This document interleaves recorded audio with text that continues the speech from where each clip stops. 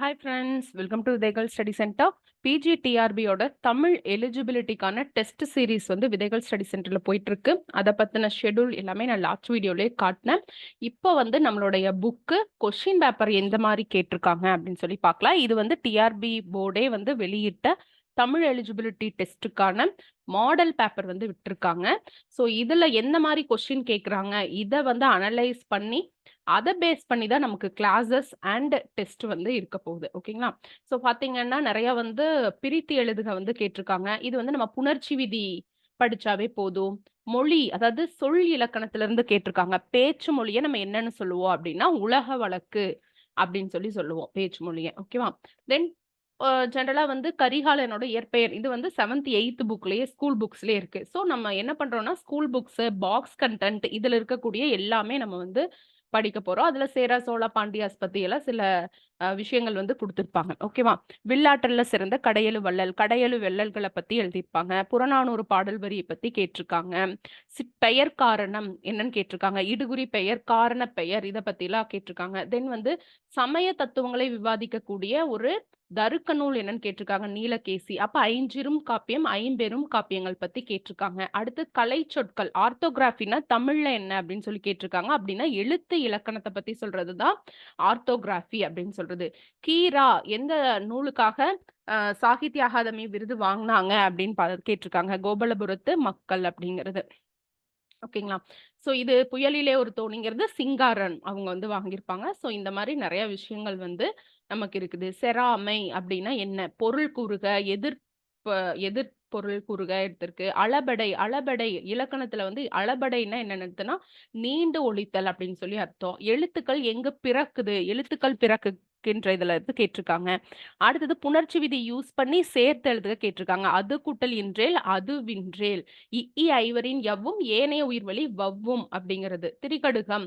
So 14 கீழ்கணக்கு நூல்கள் கேட்டிருக்காங்க. திரிகடுகத்தோட ஆசிரியர் யாரு? நல்லாதனார். அதுக்கப்புறம் முன்னிலை பெயர்கள்ல எது பன்மை அப்படின்னு சொல்லி கேட்டிருக்காங்க. ஸோ நீ, வீர் அப்படிங்கிறது வந்து முன்னிலையில வந்து சொல்லக்கூடிய பன்மை. பன்மையில எது அல்லாதது? நீங்கள், நீர், நீவீர் இதெல்லாமே. நீ மட்டும் முன்னிலை ஒருமையில சொல்லக்கூடியது. இயற்கை இன்ப வாழ்வு நிலையங்களாக திருவிக என்ன சொல்றாங்க? மெலிந்து போதல் அப்படின்னா எந்த லகரம் வந்து கரெக்ட்டா இளைச்சு போயிட்ட அப்படின்னு சொல்லுவாங்க இல்லையா? ஸோ அது எந்த இளைச்சு போயிட்ட அப்படிங்கிற மாரி இது வந்து மயங்கொலி எழுத்துக்கள்னு சொல்லுவாங்க. நம்ம ஆல்ரெடி நம்ம படிச்சது தான். பட் 10த்தோட நம்மளோட தமிழுக்கும் நமக்குமான டச் வந்து விட்டுருக்கும். 11th 12ங்கும்போது மார்க் ஹையா ஸ்கோர் பண்ணணும்னு சொல்லிட்டு தமிழ் சப்ஜெக்ட் இருந்தாலும் அத ரொம்ப கான்சன்ட்ரேட் பண்ணியிருக்க மாட்டோம்.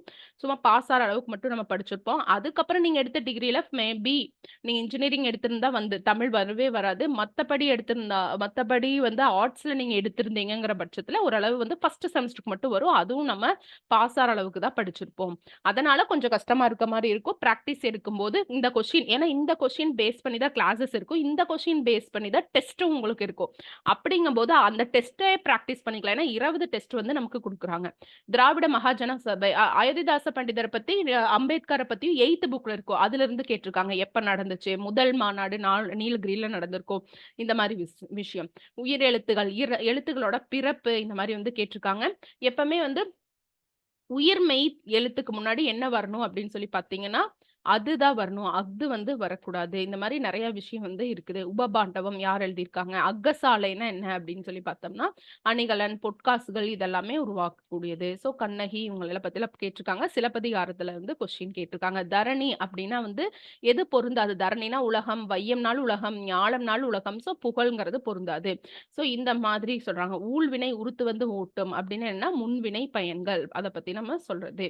ஸோ இதுதான் வந்து நமக்கு கொஸ்டின் இந்த மாரி பேஸ்ல கேட்டிருக்காங்க. ஸோ பிரித்தெழுதுக, சேர்த்தெழுதுகலாம் கேட்டிருக்காங்க. மயங்கொலி பிழை கேட்டிருக்காங்க. ஸோ நம்ம மேக்ஸிமம் எந்தெந்த இடத்துலலாம் சேர்த்தெழுதுங்கும்போது எந்தெந்த இடத்துலலாம் வந்து வல்லினம் மிகும், மிகாது அப்படிங்கிற மாரி நம்ம புக்ல குடுத்திருப்பாங்க. நம்ம தனியாவும் இப்ப நம்ம இலைன்னு கேட்டாங்க இல்லையா? ஸோ ஒவ்வொரு மயங்கொலி எழுத்துகளுக்கும் அது என்னென்ன மீனிங் அப்படின்னு சொல்லி லா வேறுபாடு ரா வேறுபாடு, நகரம் வேறுபாடுலாம் குடுத்துருக்காங்க. ஸோ என்ன மீனிங் தாமம்னா என்ன? மாலைன்னா என்ன? இதெல்லாமே 10த் பேஸ்ல வந்து இருக்கும். உங்களுக்கு 10த் பேஸ்ல மட்டும் தான் வந்து கேட்டிருப்பாங்க.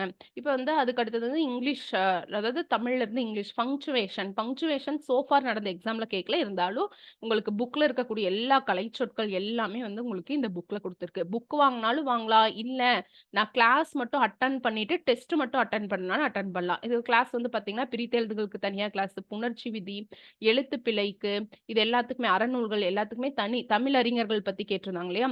ஸோ மூவா பத்தி கேட்டிருந்தாங்க. ஸோ இது எல்லாமே வந்து உங்களுக்கு கிளாஸஸா இருக்கு. நீங்க கிளாஸ் தனியா ஜாயின் பண்ணிக்கலாம். இல்ல டெஸ்ட் மட்டும் போதும்னாலும், டெஸ்ட் மட்டும் நீங்க வந்து ஜாயின் பண்ணிக்கலாம். ஓகேங்களா?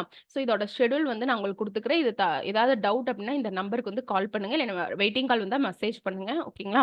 ஸோ இந்த வாரத்துக்குள்ள ஜாயின் பண்ணிக்கோங்க. அதுக்கப்புறமா க்ளோஸ் பண்ணிக்கலாம். ஸோ வந்து இப்போ நாளையிலிருந்து டெஸ்ட் 1 நம்பர் 1 வந்து ஸ்டார்ட் பண்றோம். ஓகே?